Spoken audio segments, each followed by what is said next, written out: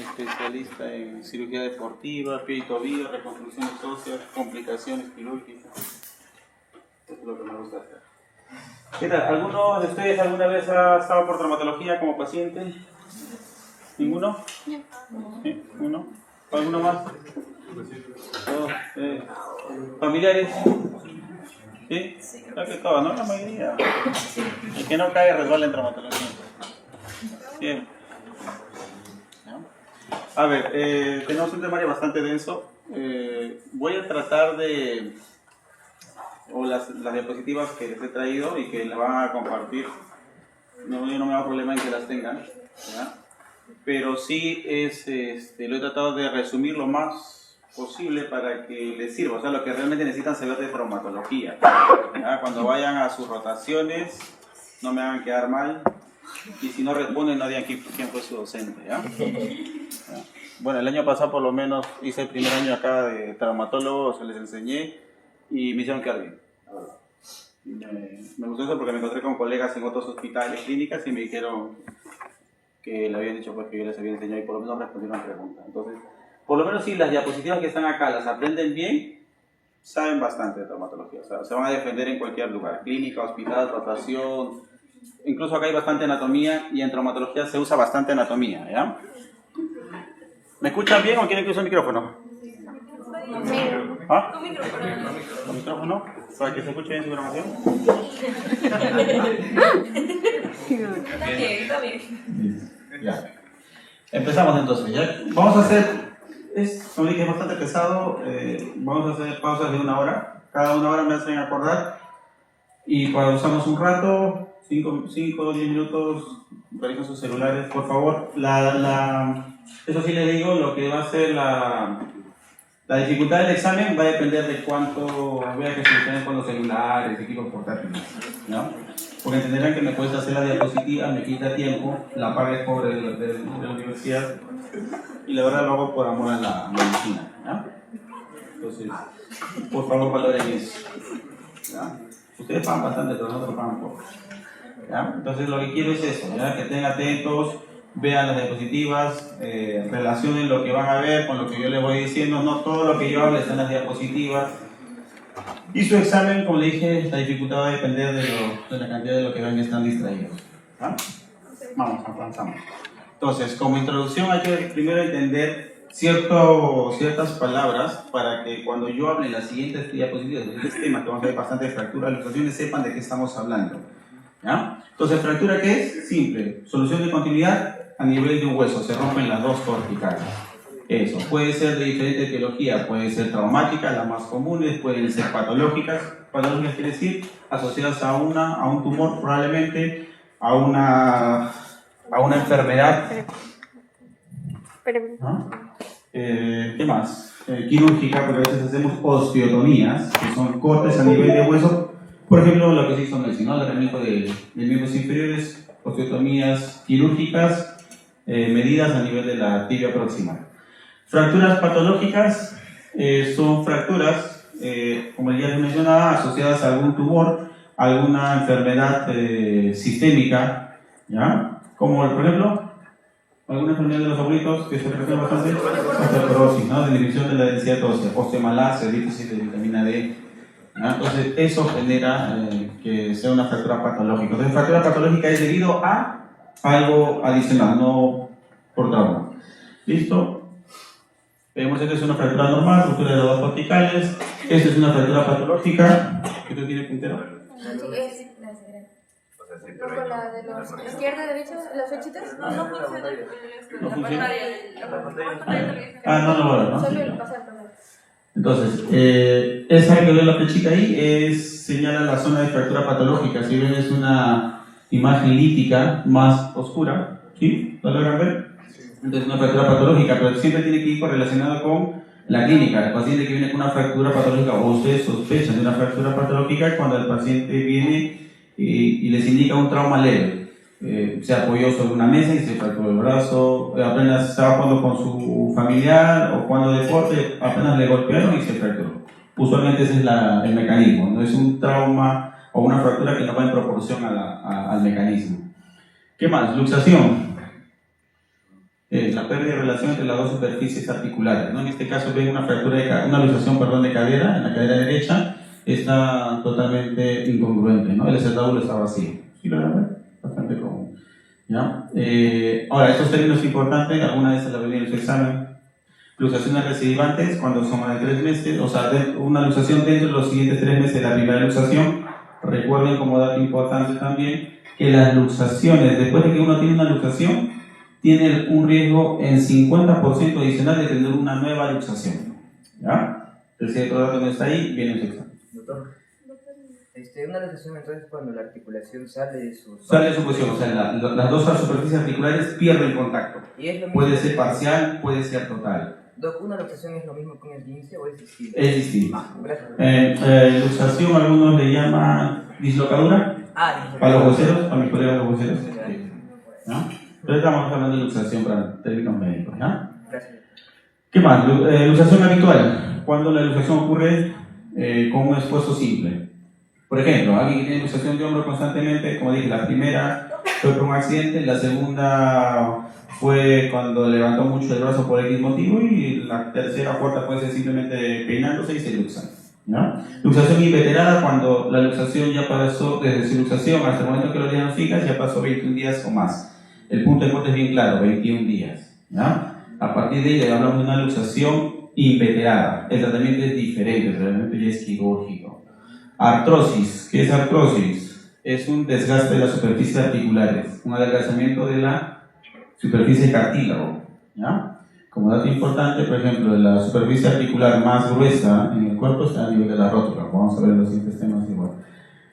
La artrosis, dos datos importantes. Hablamos de artrosis primaria, cuando estén pasando visita por ahí. ¿Artrosis primaria qué es? Es de los ancianos, por desgaste normal, por el pasar de los años. Una artrosis secundaria es debida a una lesión previa. Por ejemplo, una luxación, eso es por eso que las luxaciones son emergencias traumatológicas. De las pocas emergencias que tenemos los traumatólogos, las luxaciones son una de ellas. ¿Por qué? Porque cuando pierden la superficie articular, se desplazan y no están en contacto, los condrocitos pierden vitalidad y esas no se regeneran. ¿Ya? Entonces, el paciente que tiene una luxación y no vuelve a su posición, ese paciente va a ir a una artrosis y esa vendría a ser una artrosis secundaria debido a una luxación inveterada probablemente. Enfermedades sistémicas que pueden causar artrosis. Ya pasó a medicina interna, lleva algunos temas, reumatología, artritis reumatoide, lupus, Sjögren, ya, todas esas. Artritis simple es una inflamación de la articulación. ¿Cómo la van a ver? Así roja como la ven. Inflamada, roja, dolorosa, hinchada, pero usualmente el paciente puede doblar la rodilla, usualmente con dolor, pero puede doblar. Y la artrosis, solamente que tiene el mayor líquido articular dentro de la articulación. Ahí les puse el valor normal del líquido interarticular. ¿Cuánto es? 3 a 5 ml. ¿Ya? Eso es lo normal que hay en la articulación. Cuando incluso, esto para datos para ustedes, algún familiar siempre le ha preguntado, le va a mandar el informe de resonancia, a pesar que no saben leer, supongo. ¿Saben leer? ¿Alguno de ustedes sabe leer resonancia? No, todavía. Entonces, pero alguna vez les van a mandar los informes y van a leer derrame articular. ¿A qué le suena? El líquido asociado al espacio Ya. Tiene cierta relación, pero no es como tal literal derrame articular, sino cuando le dan derrame articular se refiere a que ha aumentado la cantidad de líquido dentro de la articulación. ¿Ya? Y puede ser por artrosis, una artritis séptica también puede generar lo mismo. Hemartrosis, la diferencia es que hay sangre dentro de la articulación. ¿Ya? ¿Cuándo ocurre eso? Con lesiones del ligamento cruzado, fracturas de la rótula, también sangran dentro de la cápsula, entonces eso genera dolor, aumento de volumen. ¿Qué más? Esta es otra imagen, es para mostrar lo que es una artritis. La artritis séptica puede ser similar a esta imagen. Ya no encontré una buena imagen, pero esta es muy similar. La van a ver roja. Ven que la rodilla está media flexionada. Eso es lo normal. El paciente llega a una posición antálgica. Ese paciente no va a querer moverle por nada la articulación. La más común es la rodilla, por eso que les muestro, pero algunas veces hay artritis séptica de codo, hay artritis séptica de tobillo, de cadera, pero la más común es de rodilla. Ya lo vamos a ver también en otros temas más adelante. Osteoporosis. Como ven en la imagen de la muñeca, ven la diferencia entre una y otra imagen, es la pérdida de densidad, ¿ya? Eso se llama osteoporosis. Para que vean una imagen radiológica compatible con osteoporosis es cuando pierde el 30% de la densidad ósea. Osteomalacia, más asociada a personas adultas, o también raquitismo en niños, es por déficit de vitamina D usualmente, pero también puede haber fosfatos, ¿no? ¿Qué puede causar esto? Fracturas y deformidad en los huesos. Entonces, la anquilosis es eso. Anquilosis es la articulación que se queda sin movimiento. Eso es la anquilosis. Bastante común en pacientes que han tenido artritis séptica, no recibieron tratamiento y la rodilla se queda presa. O incluso en los pacientes adultos con una artrosis primaria, con el tiempo terminan así, en anquilosis, es decir, sin mover la articulación. Eso les lleva a postración y con todas las complicaciones que vienen ya de la postración. Vemos la historia clínica. Ustedes supongo que ya llevan semiología, yo netamente les voy a hacer asociado a traumatología, para que cuando estén en una emergencia de cirugía, cuando sean internos, ¿ya? Entren en una emergencia de cirugía, usualmente los traumatólogos vamos al llamado, ¿ya? Nos llaman y vemos pacientes. En algunos hospitales ya hay traumatología como un subtópico perenne, ¿ya? Pero usualmente en cirugía es el filtro de todo, ¿no? Ellos ven de todo. Pero tienen que saber qué datos preguntar a su paciente para darle un tratamiento oportuno o derivarlo oportunamente con el traumatólogo o hacer su interconsulta de traumatología, ¿ya? Entonces, datos de filiación, lo que usted ya sabe, ¿ya? Nombre, edad, sexo y todo eso, ¿ya? Sexo no se pregunta, ya saben por qué, ¿no? Ya hay muchas clasificaciones de eso. Motivo de consulta, es importante lo que el paciente le dice: vengo por dolor en el hombro, vengo por dolor en la rodilla, en la cadera, en la muñeca, me caí. Enfermedad actual. Importante siempre preguntar el tiempo de enfermedad. Ya he visto hace unas diapositivas porque es importante el tiempo de enfermedad, ¿ya? Es diferente tratar una luxación de hace 2 días que una que se realizó hace 1 hora, que se lesionó hace 1 hora, ¿ya? Entonces, ese dato es importante. Las fracturas también, el tiempo. Una herida es igual a una herida de 1 hora o de hace 6 horas. Se maneja diferente también, ¿cierto? ¿Cuál la cierra? ¿Cuál no la cierra? La más segura la cierra, porque la que pasó 6 horas ya es considerada contaminada, infectada, ¿cierto? ¿Ya? Entonces, importante es el tiempo de enfermedad para todo ello. Entonces, para las luxaciones también. El mecanismo de lesión en traumatología es importante que pregunten al paciente qué le pasó, qué le ocurrió. Viene por accidente de tránsito, pero ¿qué estaba? ¿Estaba como peatón? ¿Estaba como ocupante? ¿Estaba de piloto? ¿Estaba de copiloto? ¿Estaba en los asientos posteriores? ¿Estaba con cinturón? ¿El impacto por donde fue? ¿Frontal? ¿Lateral? Eso le va a decir mucho. Por ejemplo, un impacto frontal del que sea el piloto o el copiloto usualmente está asociado a luxaciones de cadera, ¿ya? Entonces, mucho de la lesión ustedes la pueden determinar por el mecanismo de lesión. Factores que incrementan o alivian los síntomas, preguntarle siempre al paciente si el dolor incrementa con algún movimiento en específico o mejora con el reposo. Alguna vez el paciente dice con el reposo me calma el dolor, ¿no? Por ejemplo, el dolor artrítico, el dolor inflamatorio del dolor mecánico, ¿cuál es la diferencia? Que uno con el movimiento mejora y el otro no, es constante. Exacto. ¿Cuál mejora con el movimiento? El inflamatorio, ¿no? Es bastante por aquí y todo eso. Eso es importante. ¿Qué más? Antecedentes. Siempre preguntar al paciente reacción alérgica a medicamentos, ¿ya? Es importante. Lo importante es no causar más daño a los pacientes. Siempre pregunte. Asumimos que los pacientes no son alérgicos a nada, le dan su medicamento y empeoramos la condición del paciente y lo terminan en UCI, ¿ya?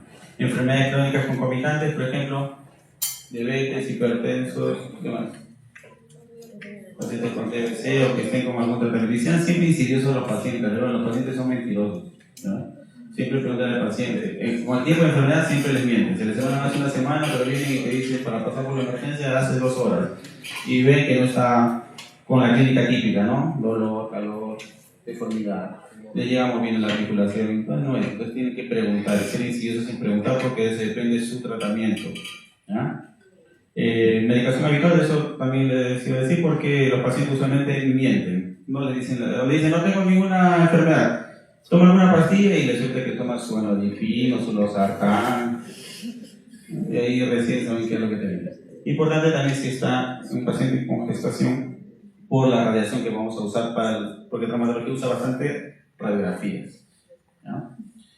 El examen físico, inspección, palpación, lo demás déjenlo para las otras áreas médicas. La inspección siempre, lo que está en rojo es lo típico de una fractura, ¿ya? Deformidad, aumento de volumen, crepitación, dolor. ¿Qué más? Tiene que inspeccionar siempre el tipo de marcha, el paciente cómo va entrando, si va claudicando, coger con el lado derecho, el lado izquierdo. Las heridas, si es que tuviese al examen también o a la inspección. Flictenas, es importante los flictenas, eso denota de que ha habido alta energía en la lesión. Flictenas hemorrágicas y serosas. ¿Alguien sabe la diferencia? ¿O cuáles son las peor? ¿Serosa o hemorrágica? Sí, es el contenido. ¿Ya? Las hemorrágicas son peores. Esas denotan que ha habido mayor lesión y eso es porque ya involucró la epidermis y la hipodermis. Entonces hay sangrado. Esas lesiones, si las ven, eso indica que ha habido alta energía involucrada en su accidente, ya sea por caída de 2-3 metros de altura, accidente de tránsito como peatón, que probablemente fuera a mayor velocidad de 30-40 kilómetros. Entonces, es importante, si las ven, las describen. Serosas o hemorrágicas, eso ayuda bastante a definir el tiempo, incluso quirúrgico. El paciente que tiene un flictena, hay que esperar que seque. Tiempo promedio 7-10 días. ¿Ya? Equimosis, eso también lo van a notar, qué tipo de lesión tiene. Deformidades, obviamente, cuando ven fractura van a ver bastante deformidad. La coloración de la piel también es importante, si la ven pálida, demasiado roja, morada. Aumento de volumen, bastante común. Entonces, en la palpación vemos las heridas, si es que hay continuidad con la parte ósea. Si yo veo una herida, me pongo mi guantecito y meto el dedo, toco hueso, ¿qué es? Fractura expuesta, ¿no? ¿Ya? Importante otro dato, ¿ya? Para que ustedes consideren una fractura expuesta, tiene que haber continuidad o contacto del hueso con el exterior. A veces pueden ver la herida, pero no ven hueso y dicen, no, no es una fractura expuesta y el tratamiento es inadecuado, debería recibir tratamiento y todo el protocolo es una fractura expuesta. Pero si ustedes se examinan bien y meten el dedito y tocan hueso, ya es una fractura expuesta. ¿Ya? Y el tratamiento es diferente. ¿Qué más? Pedir permiso siempre al paciente, ¿ya? Cuando revisen niños, siempre en compañía de los padres, y el examen físico dirigido. ¿Ya? En caso de traumatología, vamos bastante dirigido a la zona de lesión. Obviamente va a depender también del mecanismo. Si viene como accidente de tránsito y no da mayor razón, o viene con collarí, pues lo maneja como politraumático y el examen es mayor. Pero si viene, le dice me caí sobre el codo directo, te ves la cabeza, brazos, no viene caminando y solamente tocamos el codo, pues obviamente es ahí dirigido. ¿No? Exámenes auxiliares que podemos usar. ¿Qué exámenes creen que usamos? Rayos X, uno. ¿Otro? Ecografía, musculoesquelética, resonancia magnética, gammagrafía también usamos, citometría también. Muy bien, sí, esas usamos.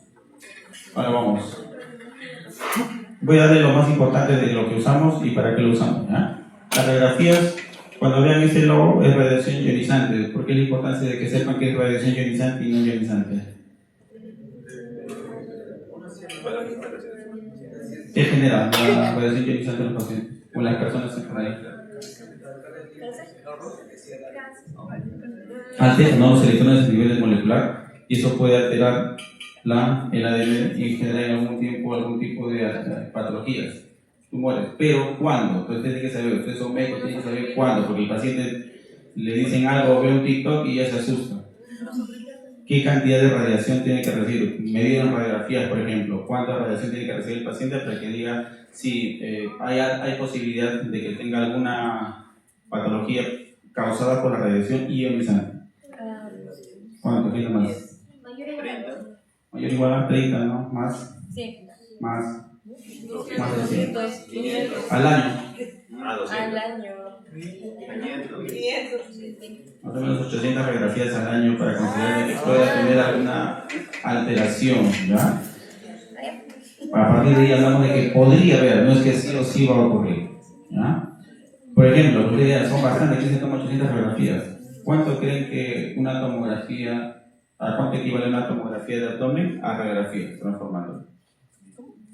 una tomografía de abdomen o de tórax? ¿De cuánto? ¿A cuánto equivalen en radiografías, creen ustedes? Más.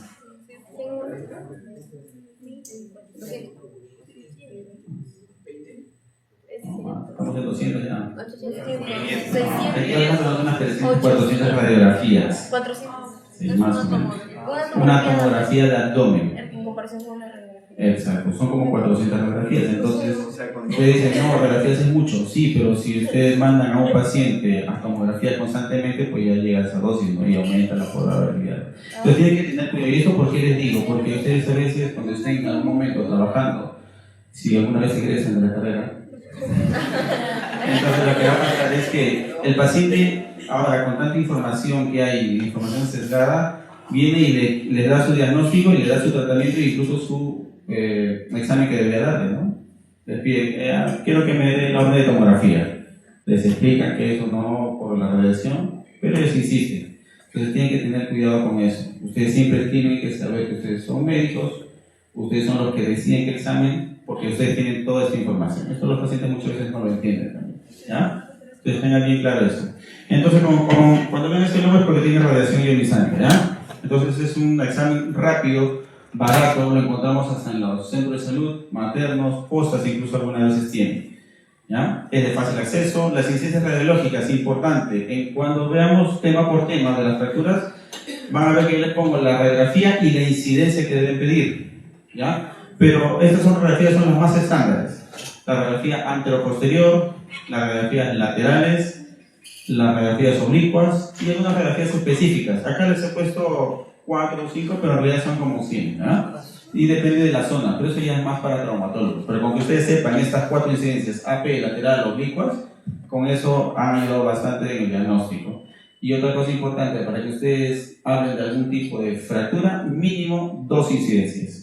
Con una sola incidencia no pueden determinar de que es una fractura, porque a veces puede ser cuerpo extraño, un artefacto que se metió dentro de la radiografía también. Radiografías específicas, por ejemplo, es una radiografía con carga, ¿ya? El paciente parado con su peso corporal le cuenta con una radiografía de rodilla, radiografía de pie, son para diferentes patologías, según lo que busquemos, según el mecanismo de lesión. Las radiografías de Broden son radiografías para ver, por ejemplo, fracturas de astrágalo o cuello de astrágalo específicamente.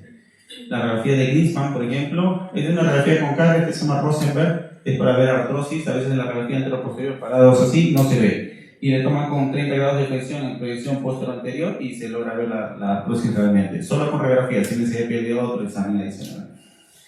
Esta es una radiografía de Harris o axial del calcáneo para ver fracturas de aquellos pacientes que se caen de altura, 2 o 3 metros, pacientes psiquiátricos que se lanzan de los puentes y eso. ¿Ah? Tomografías. La tomografía, como ya saben que es radiación ionizante y es bastante cantidad, así que dosifíquenlo bien. No manden por mandar este tipo de exámenes, ¿ya? Solo cuando sea estrictamente necesario. En el caso de traumatología, son bien puntuales las cosas para las que pedimos la tomografía. Cuando son fracturas articulares, como ven ahí, hay una fractura articular, una fractura que a veces en radiografía no se ve, y ahí la pueden ver, ¿no? La fractura de la cúpula radial, ¿no? Fracturas patológicas también es indicación de tomografía. Fracturas complejas donde hay bastantes trazos y necesitamos determinar por vía tomográfica para planificar una cirugía.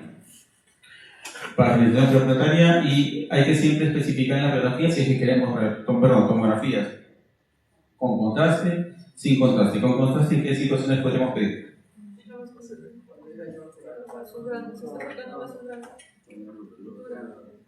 ¿No? Cuando tienen una fractura patológica, cuando están con un tumor, metástasis, probablemente no le dicen a un paciente un tumor en mama o próstata y le piden ven que hay dolor en la cadera y le van a pedir un examen tomográfico, le piden un contraste para ver si hay lesiones, ¿no? Radiografía con 3D, ¿ven para qué sirve la radiografía 3D? Se ve mucho más clara, muchas veces las imágenes son más didácticas para explicar a los pacientes, ayudan a la planificación preoperatoria. Y con sustracción es esta última imagen que ven aquí, esa es la imagen con sustracción, ¿verdad? ¿Qué quiere decir? Que sustraigo un hueso, por ejemplo. La imagen con sustracción, ahí por ejemplo está sustraído lo que es el cúbito y el radio, solamente veo el número distal. Obviamente cuando están en el sistema, en las computadoras, puedo girar en 360 grados y puedo ver adelante, atrás, debajo y todo, ¿no? Para eso me ayuda la tomografía.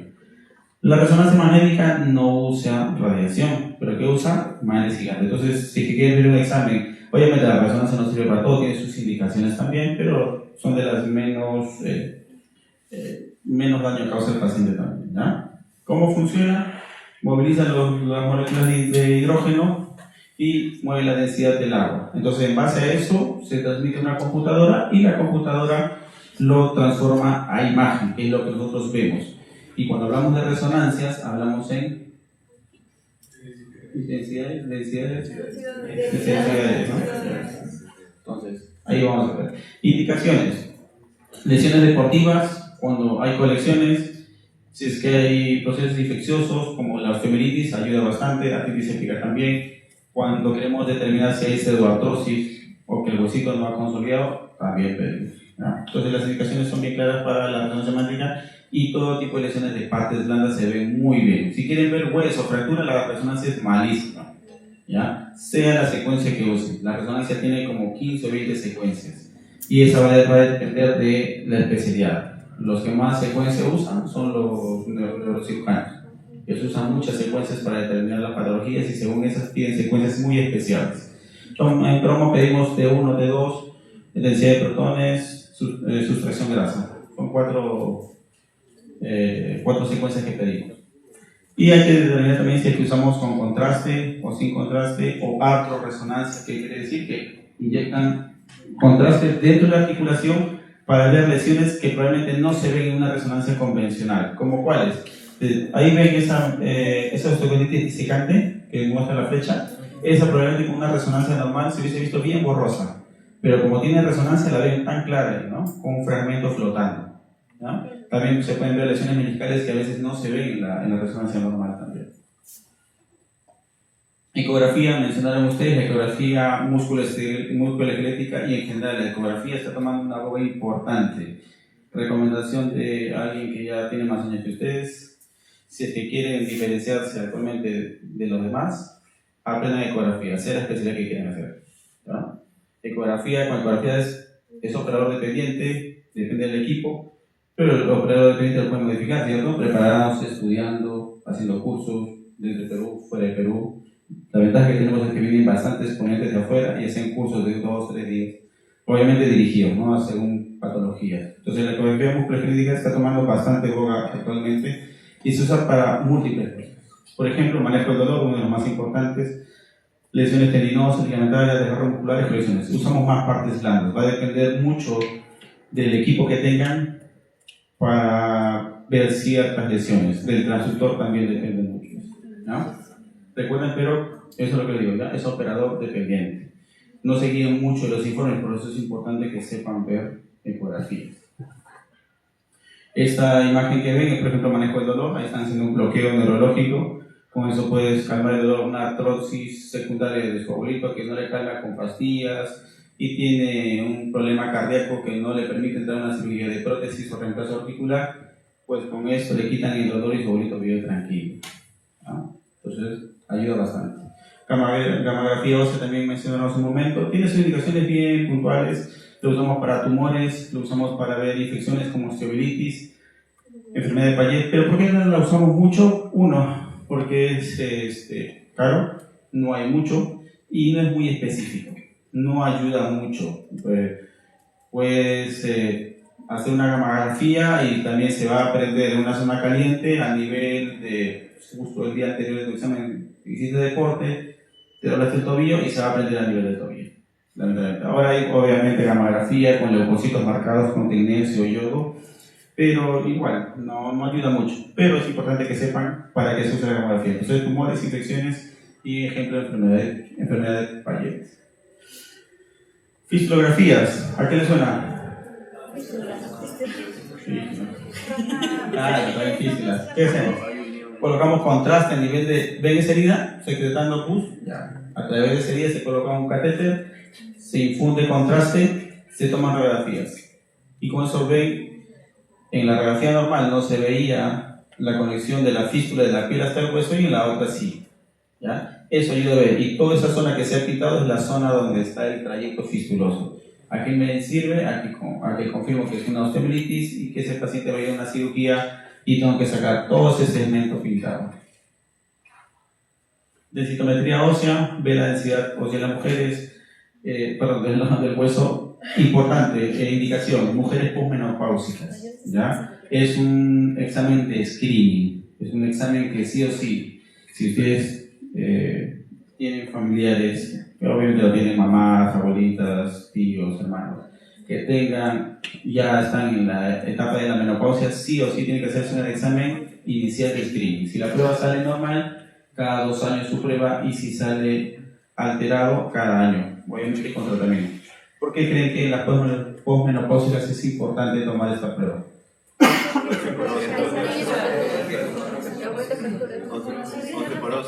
Ya, hay mayor riesgo de osteoporosis, osteopenia, pero ¿por qué? Exacto. El estrógeno es un modulador importante del cáncer, ¿ya? Entonces, al disminuir esos niveles de estrógeno, genera de que haya mayor incidencia de osteopenia y osteoporosis, ¿ya? Entonces, eso tiene que tener en cuenta. Entonces, pacientes posmenopáusicas, sí o sí su prueba de screening y de inicio, ¿ya? Pacientes ancianos, obviamente, y en pacientes oncológicos, porque la radiación genera también que hay una disminución de la densidad ósea. Electromiografías sirven para ver la función neurológica, miden la velocidad de la contracción muscular, la velocidad de conducción eléctrica también de los nervios. ¿Qué lesiones puede haber? Neuroplasias, axononesis, neuronesis, van de menor lesión a mayor lesión. Las neuroplasias ya saben que son lesiones que pueden ser reversibles, axononesis parcialmente y neuronesis está fuera, ¿ya? Sección total y ya es recuperable. Guillain-Barré, bueno, algunas patologías de nervios periféricos también nos ayudan para la electromografía nos ayuda para estas enfermedades o neuropatías periféricas, como cuáles. ¿Alguna? Ya, está bien. Ayuda. ¿Qué más? Síndrome del túnel carpiano, que es una neuropatía periférica, compresión neurológica. Síndrome del túnel cubital, canal de unión. ¿Qué más? Síndrome piriforme, ciática a nivel del músculo piriforme. Entonces, hay múltiples patologías que nos va a ayudar la electromiografía. ¿Listo? Bueno, vamos con el primero. ¿Alguna duda sobre estos exámenes? Está bien que pregunten en la exposición, así no se quedan con las preguntas y lo resolvemos rápido. ¿Está bien la velocidad? Muy rápido. Está bien, está bien. ¿Está bien? Una pregunta. En las personas que tienen hidroartrosis, es decir, mucho líquido articular, ¿normalmente se tiene que debridar o quitar el líquido? Es importante, depende si lo quieres vender. Lo que dice, ¿no? No, lo que pasa es que recuerden que les dije que la cantidad dentro de la articulación, ¿cuánto es? 3 a 5 ml, ¿cierto? Ya, si es. Recuerden que la cápsula articular, si se distiende por mucho líquido, ¿qué va a ocurrir? Dolor, genera dolor. Entonces, se drena, o se hace artrocentesis para manejo del dolor principalmente, descomprime. ¿Ya? A mí me toca retirar hasta 120 ml de una rodilla, entonces bastante, ¿no? Pero hay que tener en cuenta siempre explicar al paciente que eso se va a volver a llenar, ¿cierto? Entonces, si es que por una patología inflamatoria,